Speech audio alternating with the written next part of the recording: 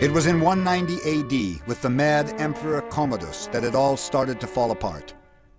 Crazy emperors were nothing new to the Roman Empire, so when Commodus started fighting as a gladiator and walking around town dressed like Hercules, Romans weren't too worried. They simply assumed he'd be assassinated like so many before him. He was. Then waited for reason and order to return. It didn't.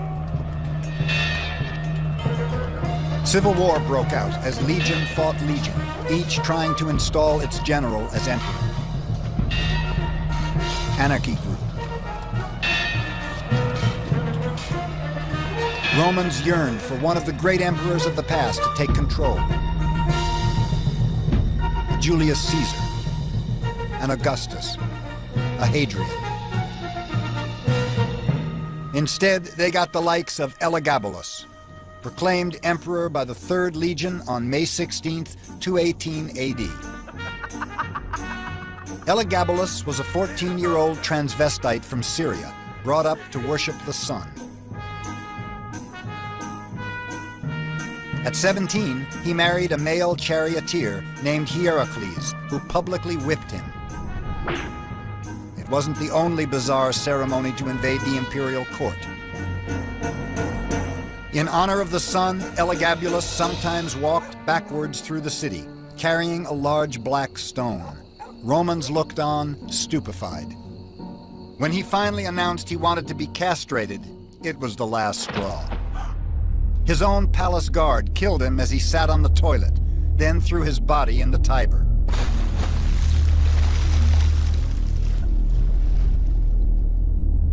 Romans wondered how their great empire could have fallen to such a shameful state of affairs. Some believed it was the long-awaited fulfillment of the Sibylline oracles, a series of apocalyptic prophecies that had haunted Rome for centuries.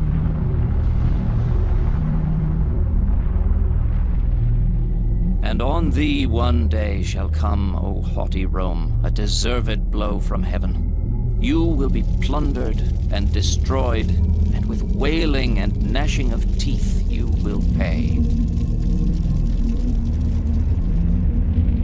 And you, daughters of Rome, clothed in gold and luxury, drunk with the attention of your wooers, you shall be made a slave and a whore because men forgot the good and gave themselves to greed and unrighteous living.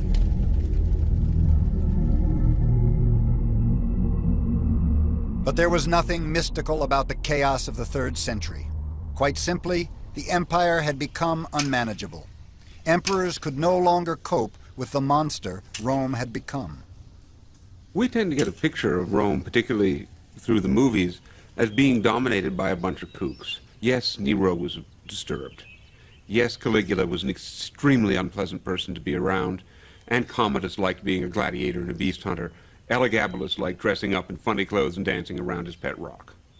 The average Roman emperor is a bureaucrat, is a man who's able to balance the different demands of the major political constituencies within his empire, the army, the guard, the population of the city of Rome, the Senate, and the palace, keeping those interests working in concert with each other so he can stay alive.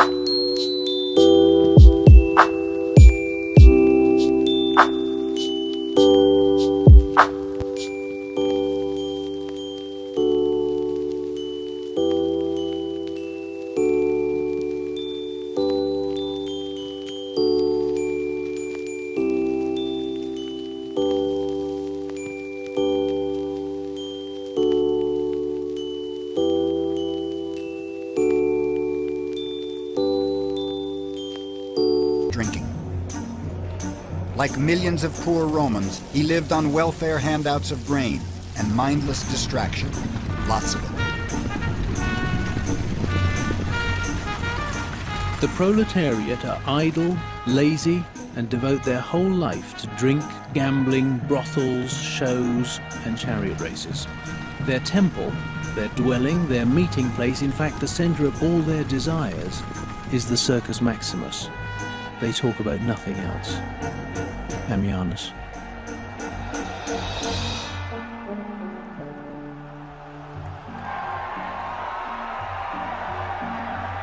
By the 3rd century AD, the number of days devoted to games had risen from a handful to a staggering 170 each year.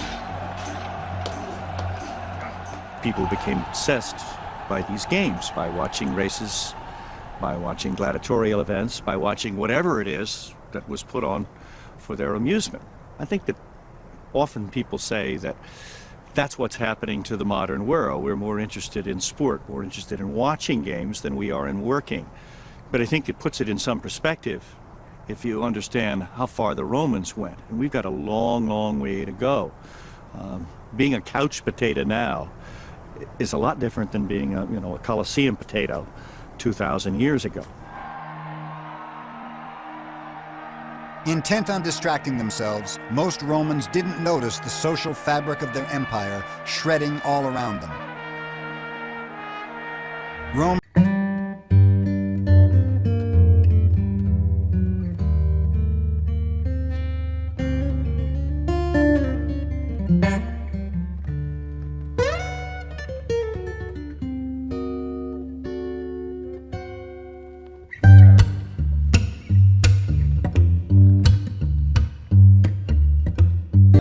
Ammianus.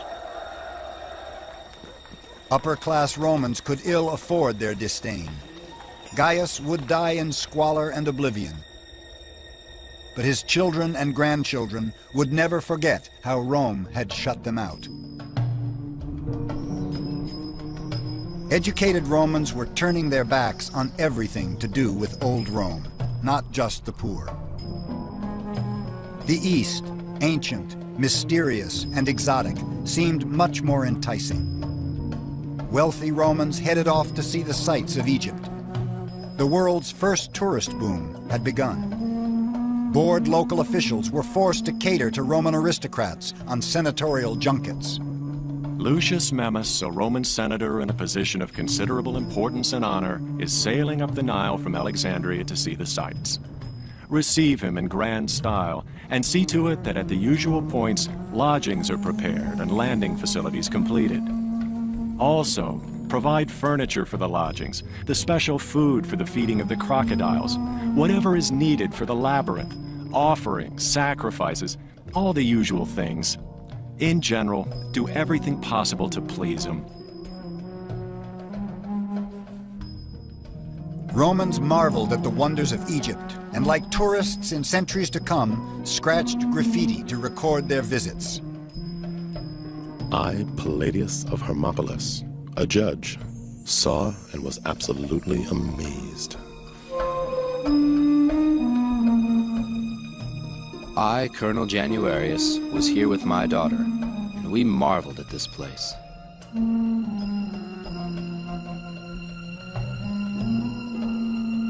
Unique! Unique! I only curse myself for not being able to understand the hieroglyphs. Egypt was a land of magic and mystery. It had the pyramids, it had hieroglyphs, it had the Nile. And Romans, they went to Egypt much more often in fantasy, in pictures, by bringing the wild animals of Egypt from Egypt into Rome, hippopotamuses, crocodiles. But some of them, probably on lazy culture trips, went as far as they could, right to the boundaries of Ethiopia. As travelers abroad marveled at the mysteries of Egypt, Romans back home were hungry for their own taste of the mysterious East. A luxury trade in expensive foreign goods flourished. There is this exotica that the rich and wealthy came to expect. Perhaps one of the most startling examples would be spices. They came from the Far East, from the islands of Indonesia. Even more than that, fact, we've got a guide written for shippers up the Red Sea on how to cross over using the monsoon to India to pick up goods. And it tells you what you can get in the Yemen, at Bombay, on the southern tip of India, where there may very well have been a colony of Roman citizens. The Roman delight in far-flung places was not reciprocated. As Rome thrilled to the exotic East was starting to hate Rome's guts. In the provinces and periphery of empire, resentment festered. The great Roman orator Cicero had foreseen it all. Words cannot express, gentlemen, how bitterly we will be hated among foreign nations because of the outrageous conduct of the men we have sent to govern them. All the provinces are complaining about Roman greed and Roman injustice. I remind you, gentlemen, Rome will not be able to hold out against the whole world. I do not mean against its power and arms in war, but against its groans and tears and lamentations.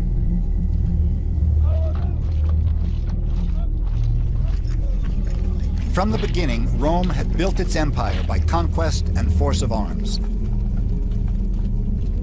In the early days of empire, there had been real benefits to being defeated by Rome.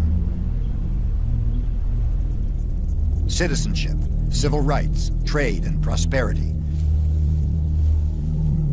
But by the 3rd century AD, those benefits were evaporating. Citizenship was giving way to slavery. Peace and prosperity replaced by shameless exploitation. And for all the wealth that Rome took from Asia, 3 times as much shall Asia take from Rome, visiting upon her accursed arrogance. And for every slave in a Roman house, I swear, 20 Romans will one day be sold into the most wretched slavery.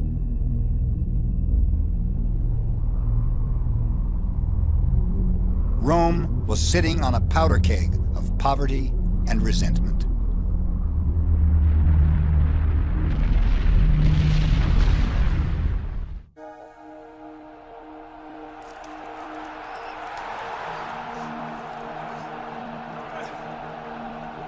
In April 248 AD, the Emperor Philip staged the Millennium Games.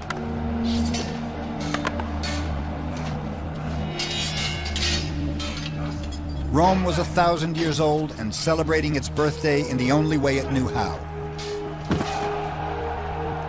With a grandiose spectacle of ritual, races, and bloodletting.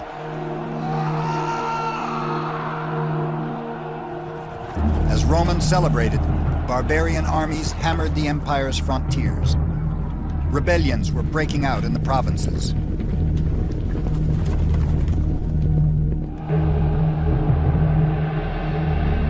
With their world collapsing into chaos, the Roman thirst for macabre distraction grew. The death toll from the Millennium Festival was spectacular even by Roman standards. 1,000 gladiators and hundreds of exotic animals were killed. Leopards, lions, elephants, giraffes, tigers, hippos, and even a rhinoceros. Noisy crowds paraded statues of the gods through the streets. Priests heaped offerings in front.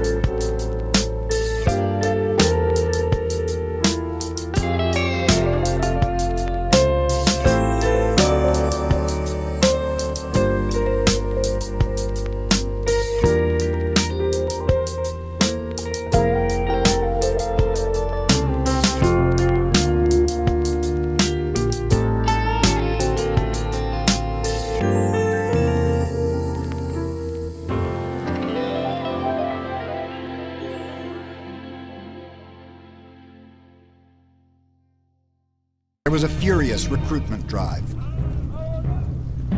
By the year 300, there were almost 500,000 Roman soldiers, and the legions were still growing. The only way to maintain this gigantic military machine was taxation. Taxes rose and inflation spiraled. Roman currency, the denarius, was progressively devalued. Once again, ordinary Romans bore the brunt. The ordinary person in the late Roman Empire could expect to be taxed more efficiently, more harshly, more often, and more consistently than ever before. Likewise, people realized that in order to safeguard themselves, their families, their livelihood,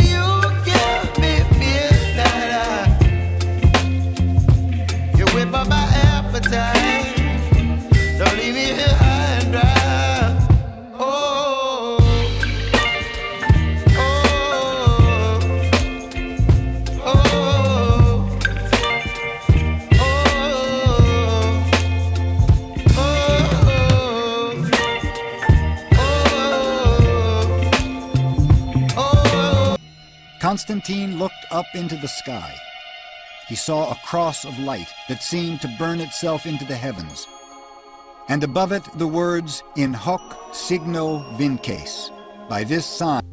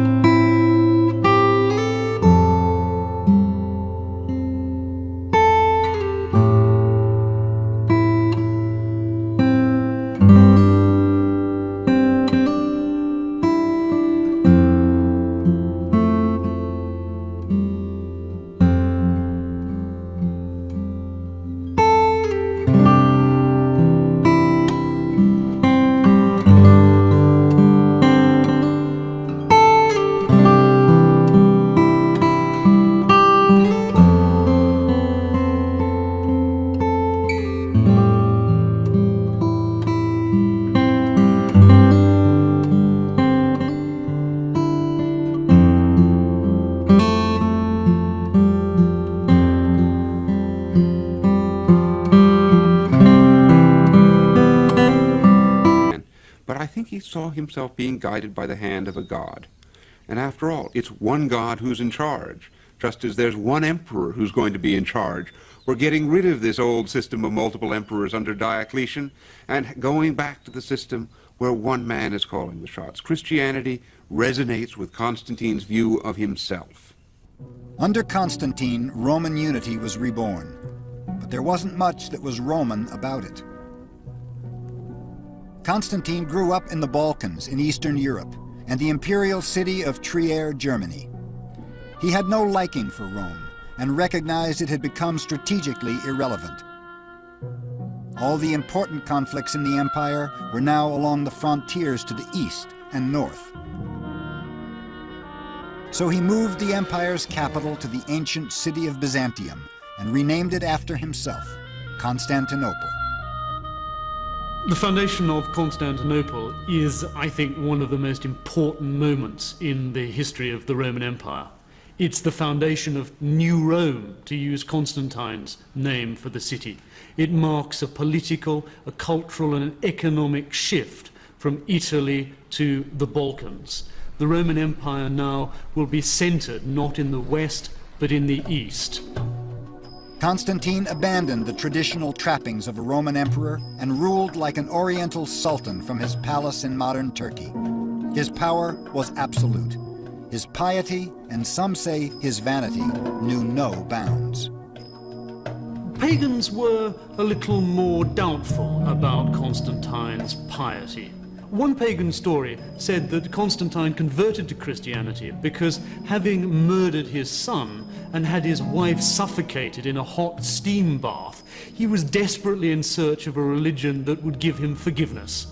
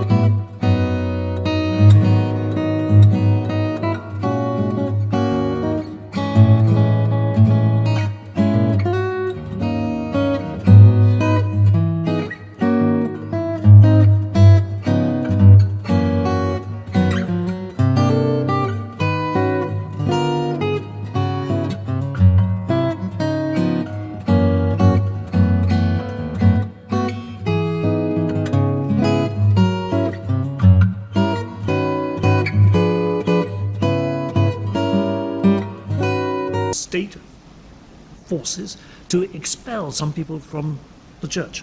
What's remarkable about Christianity is the degree to which Christian leaders thought that their religion could encompass only a single orthodoxy. The very persons who ought to display brotherly love are violently estranged from one another. It's disgraceful, positively sickening. Bishop Crestus. By the end of the century, there were over 60 official decrees outlawing different heretical beliefs. Before long, there were attempts to ban all non-Christians from public office. Synagogues were burnt. Pagans observed the growth of Christianity with alarm. Their Rome had been ruthless in punishing people's actions, but unconcerned about their beliefs. That sort of tolerance was now a thing of the past. Have a care. Even wild beasts are not as ferocious as these Christians in their hatred of one another. Ammianus. But not all Christians were engaged in theological feuding. In 423, outside the town of Antioch in Syria, a man called Simeon climbed up a pillar. He stayed there for 30 years, scorched by the sun, kneeling, singing, and suffering. 100 years earlier, everyone would have assumed he was a madman. He would have been arrested or ignored. Not now. In this new Christian Rome, suffering was the mark of holiness. Educated Romans gave up comfortable lives to go and live in the desert. In 375, Saint Jerome was one of many who chose to renounce everything, retire to the Holy Land, and mortify the flesh. Tears and groans were every day my portion. Whenever I felt sleep overcoming me, I bruised my restless bones against the bare earth. My only companions were scorpions and beasts. My face was pale with fasting. But though my limbs were cold as ice, my mind was burning with desire, and the fires of lust kept bubbling up before me, even when my flesh was as good as dead. Jerome. Romans had always reveled in grandiose displays of wealth and power. They had inherited from the Greeks and Etruscans a love of the human body and its appetites. In Rome before Constantine, if you had it, you flaunted it. To the pagans who refused to convert, Christian self-denial was bizarre and puzzling. The ones who call themselves monks live in unspeakably dreary places and shun the light. Why would a man choose to live in misery in order to escape from it? They seem to be afraid of everything, particularly what is good and pleasurable. The reasoning behind all this seems completely insane, and I find it utterly incomprehensible. Rutilius. Despite the rigors of Christianity, as the 4th century progressed, Romans flocked to it. Women, long oppressed by patriarchal Rome, found respect and recognition. To everybody, men and women, rich and poor, Roman and non-Roman, Christianity offered a refuge from the chronic uncertainties of the era.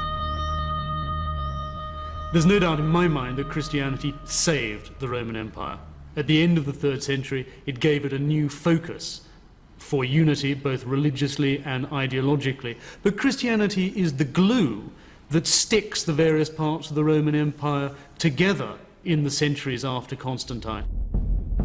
Christianity could hold the empire together for a while, but not forever.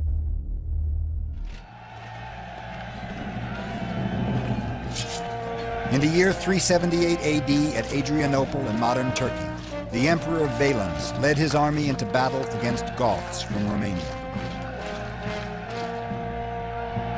It was time to teach the barbarians a lesson and make them submit to the might of Rome. Like Valerian before him, Valens marched into disaster. His legions were surrounded. The famous Roman discipline gave way. He and his army were massacred. It was Rome that had learned its lesson, and it was a bitter one.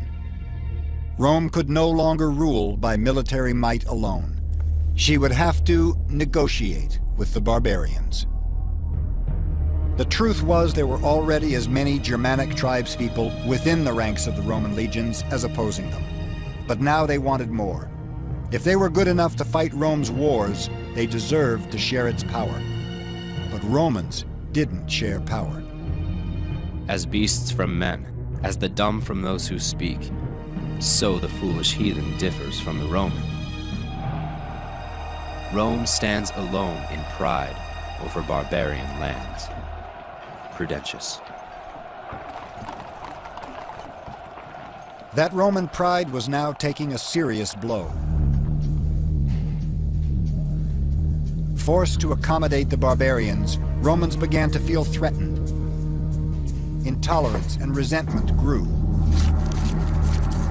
The Goths are perfidious, the Alani rapacious lechers, the Saxons, Franks, and Arulians are wantonly cruel, and the Germans are alcoholics to a man. Salvian. Special scorn was reserved for the Huns, the nomads from Central Asia who had pushed the other barbarians westward in the first place.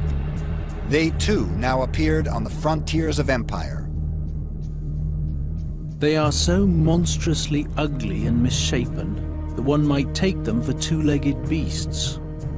They are totally ignorant of the difference between right and wrong, so it's impossible to make a truce with them. Like unreasoning beasts, they are at the mercy of the maddest impulses. Ammianus.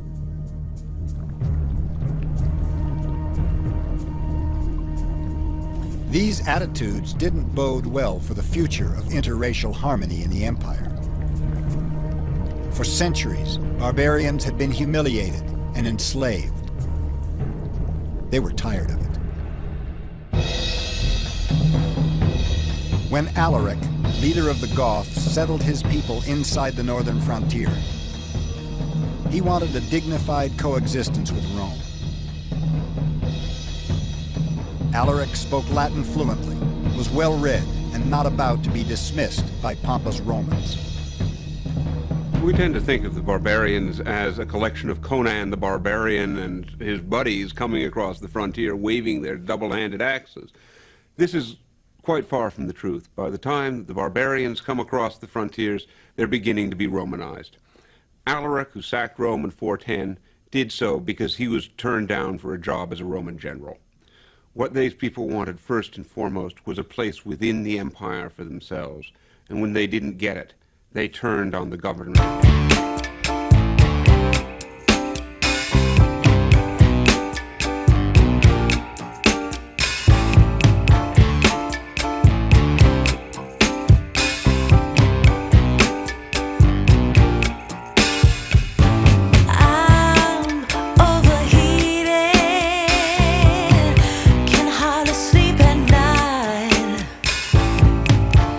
Doing crazy dreaming.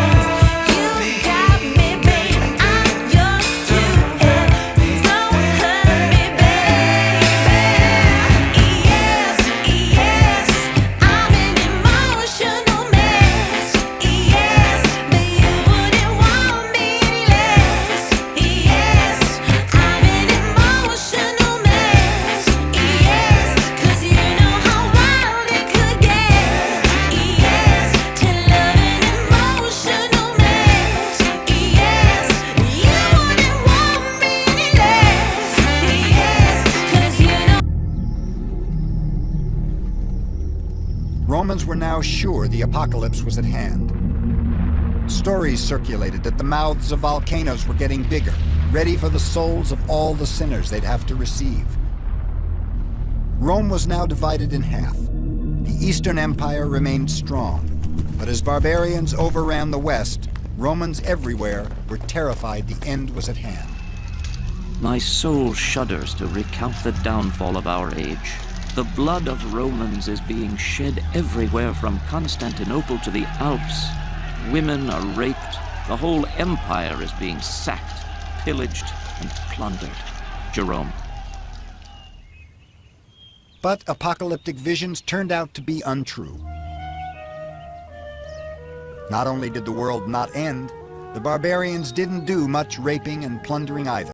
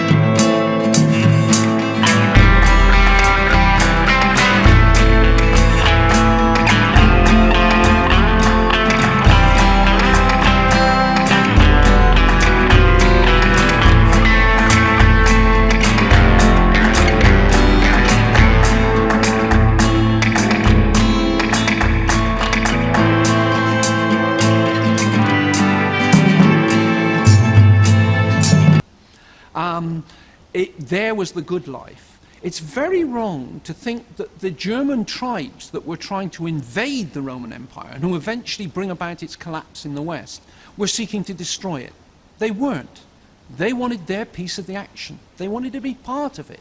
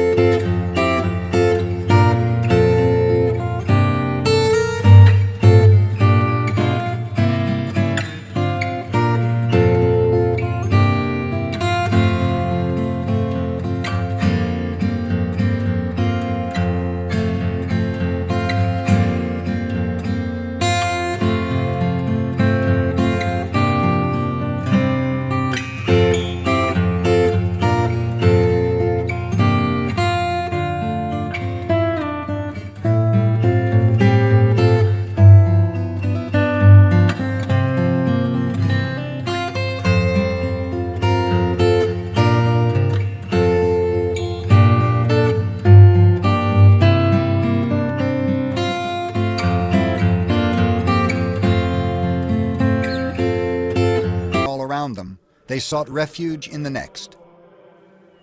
Paulinus was one of them. After the Goths took over his estates, Paulinus threw away what little he'd rescued. He wandered on foot through Spain and finally found his way to the south of Italy, where he ended his days as the abbot of a small monastery. His poverty came to feel like a blessing. I visit cities infrequently these days and have grown to love the intimate remoteness of the silent country.